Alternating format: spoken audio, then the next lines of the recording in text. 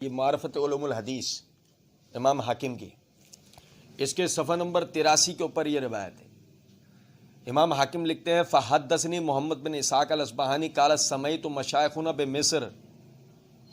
یعنی کہ انہوں نے بھی اس واقعے کو اس طرح بیان کیا کہ مجھ سے بیان کیا محمد بن اسحاق اصبہانی نے کہا کہ ہم نے سنا ہے اپنے مشائخ سے مصر میں۔ اب وہ مشائخ کون ہیں یہ امام حاکم کی کتاب میں بھی وضاحت نہیں ہے، نہ حافظ ابن کثیر رحمۃ اللہ علیہ نے اس طرف توجہ دلائی ہے کہ وہ کون لوگ ہیں، اور ظاہر ہے انہوں نے امام حاکم کی کتاب سے اگر نقل کیا تو نہ ہی امام حاکم کی کتاب میں ان مشائخ کا کچھ ذکر ہے کہ وہ کون حضرات ہیں۔ اب آپ سمجھیں ایسے آدمی کو کہ جس روایت حدیث کے معاملے میں جس کی عدالت، ثقاہت، علمیت، شخصیت معروف نہ ہو، چلے نام کا پتہ ہو لیکن حالات کا پتہ نہ ہو کہ وہ آدمی روایت کے معاملے میں قابل اعتبار ہے، یعنی ایسے راوی کو مجہول الحال یا مجہول العین قرار دیا جاتا ہے، یعنی کہ اگر اس کا اسم بھی مفقود ہو، نام بھی نہ پتہ ہو تو وہ مجہول العین ہے، اور اگر نام پتہ ہو، اس سے روایت کرنے والے ایک آدھ راوی کے بارے میں پتہ ہو لیکن اس کے حالات نہ پتہ ہوں تو ایسا راوی مجہول الحال کہلاتا ہے۔ محدثین کا اس حوالے سے کیا طریقہ ہے آپ سمجھیں، یہ امام شافعی رحمۃ اللہ علیہ کی کتاب الام ہے، یہ کتاب الام کی جلد نمبر 14 پہ صفحہ نمبر 485 کے اوپر امام شافعی رحمۃ اللہ علیہ فرماتے ہیں وَلَمْ يُكَلِّفُ اللَّهُ أَحَدًا أَنْ يَأْخُذَ دِينَهُ عَمَّنْ لَا يَعْرِفُهُ، کہ اللہ رب العزت نے کسی شخص کو بھی اس بات کا پابند نہیں کیا کہ وہ اپنا دین ایسے لوگوں سے لے کہ جن کے بارے میں وہ جانتا تک نہیں ہے، یعنی جن کے بارے میں ہمیں یہ پتہ ہی نہیں ہے کہ یہ کون لوگ ہیں، ہم ان سے اتنی اہم بات کہ معاویہ رضی اللہ تعالیٰ عنہ کی تنقیص کا معاملہ ہے کہ معاویہ رضی اللہ عنہ کے خلاف بات کرنے والے کی اپنی حیثیت کیا ہے، وہ جو معاویہ رضی اللہ عنہ کے خلاف یہ جو پروپیگنڈا کروا رہا ہے اس کی حیثیت کیا ہے وہ یہ ہمیں نہیں پتہ، تو ہم اندھیرے میں رہتے ہوئے کسی روایت پہ کیسے یقین کر لیں؟ آپ دنیاوی اعتبار سے دیکھیں کہ دنیاوی معاملہ یہ ہے کہ لوگ کسی خبر کے بارے میں مخبر کے علم نہ ہونے کے نتیجے میں کہ جس نے خبر دی اس کا پتہ نہیں ہے کہ وہ کون ہے، لوگ خبر پہ اعتماد نہیں کرتے، تو یہ تو پھر ہمارے دین کا معاملہ ہے، ہمارے بزرگوں کا معاملہ ہے۔ یہ ابن رجب حنبلی کی امام ترمذی کی علل ترمذی پہ کی ہوئی شرح ہے، شرح علل ترمذی کے نام سے، جلد نمبر 1 صفحہ نمبر 347 کے اوپر فرماتے ہیں وَكَذَلِكَ الظَّاهِرُ كَلَامِ الْإِمَامِ أَحْمَدَ أَنَّ خَبَرَ مَجْهُولِ الْحَالِ لَا يَصِحُّ وَلَا يُحْتَجُّ بِهِ، اور اسی طریقے سے امام احمد بن حنبل رحمۃ اللہ علیہ کا جو ظاہر فرمان ہے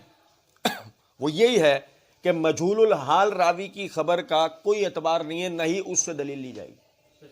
یعنی احمد بن حنبل رحمۃ اللہ علیہ بھی فرماتے ہیں کہ مجہول الحال راوی کی روایت قابل قبول نہیں ہے۔ اسی طریقے سے آپ دیکھیں یہ التقید بالاعضاء امام عراقی کی، وہ یہ صفحہ نمبر 87 کے اوپر فرماتے ہیں وقد جزم ابو نصر بن صباغ فی کتاب العدہ، کہ امام ابو نصر ابن صباغ اپنی کتاب العدہ کے اندر وہ لکھتے ہیں یہ بات کہ روایت عن مجہول لا یجب قبول خبر ہی حتی یعرف من روا عنہ، کہ مجہول راوی کی روایت وہ اس وقت تک قبول نہیں کی جائے گی جب تک کہ اس کی شخصیت معروف نہ ہو، مجہول کی روایت قابل قبول نہیں ہے۔ اسی طریقے سے امام نووی رحمۃ اللہ علیہ کی تقریب ہے، یہ تقریب کے اندر صفحہ نمبر 172 کے اوپر لکھا ہے روایت مجہول العدالت ظاہرا و باطنا لا تقبل عند الجماہیر، کہ جمہور علماء امت کے نزدیک ایسا راوی کہ جس کی عدالت ظاہراً اور باطناً مجہول ہو، یعنی کہ جس کے بارے میں ہمیں پتہ ہی نہیں ہے، نہ ظاہری طور پہ اس کا پتہ ہے، نہ اس کے باطن، اس کے تقوی، اس کی عدالت کا، اس کے ضبط کا پتہ ہے، اس کے ایمان کا پتہ ہے، ہمیں پتہ ہی نہیں اس آدمی کے بارے میں کون ہے۔ امت کے جمہور علماء کا موقف یہی ہے کہ اس کی روایت قابل قبول نہیں ہے۔ یہ پھر اسی طریقے سے آپ دیکھیں ایک پرمغز تبصرہ خطیب بغدادی رحمۃ اللہ علیہ کی الکفایہ فی علم الروایت، اس کے صفحہ نمبر 324 کے اوپر خطیب بغدادی رحمۃ اللہ علیہ فرماتے ہیں حدثنی محمد بن عبید اللہ المالکی انہ قرأ علی القاضی ابو بکر محمد بن طیب قال ولا یقبل خبر من جہلت عینہ و صفتہ، کہ امام ابو بکر محمد بن طیب فرماتے ہیں نہیں قبول کی جائے گی خبر ایسے راوی کی کہ جس کی یعنی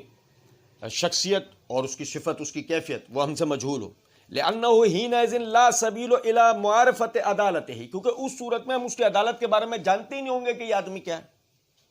ھذا قول کل من شرط العدالہ، ہر وہ محدث، ہر وہ عالم، ہر وہ محقق، ہر وہ مجتہد، ہر وہ امام کہ جو روایت کے قبول میں عدالت کی شرط لگاتا ہے، اس کے نزدیک یہی اصل اصول ہے. آگے پھر وہ لکھتے ہیں فَإِنَّهُ يَقْبِلُ خَبْرُ مَنْ جُهِلَتْ عَيْنُهُ لِأَنَّهُ لَا يَكُونُ إِلَّا مُسْلِمًا وَيَجِبُ عَلَيْهِمْ أَنْ لَا يَقْبِلُ خَبْرُهُ حَتَّى يَعْلَمُوا مَا إِسْلَامِهِ أَنَّهُ بَرِيءٌ مِنَ الْفِسْقِ الْمِسْكَةِ الْعَدَالَةِ. وہ کہتے ہیں کہ یعنی اس شخص کا مسلمان ہونا معروف ہو، پھر یہ بات واضح ہو، اس کی خبر قبول کرنے سے پہلے یہ بات واضح ہو، ٹھیک ہے اس کے اسلام کا علم ہو گیا، لیکن یہ واضح ہو وہ فسق سے بری ہے، اس میں فسق نہیں ہے جو کہ عدالت کو ساکت کر دیتا ہے. وَمَعَ الْجَهَلِ بِعَيْنِهِ لَا يُؤْمَنُ أَن يَكُونَ مِمَّنْ أَصَابَ فِسْقًا إِذَا ذُكِرَ عَرَفَهُ بِهِ. تو جب اگر وہ مجہول ہے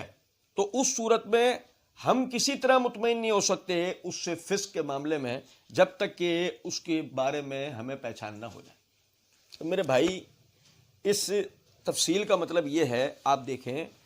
کہ یہ جو مشائخ ہیں، ہمیں ان مشائخ کے بارے میں نہیں پتا یہ کون لوگ ہیں.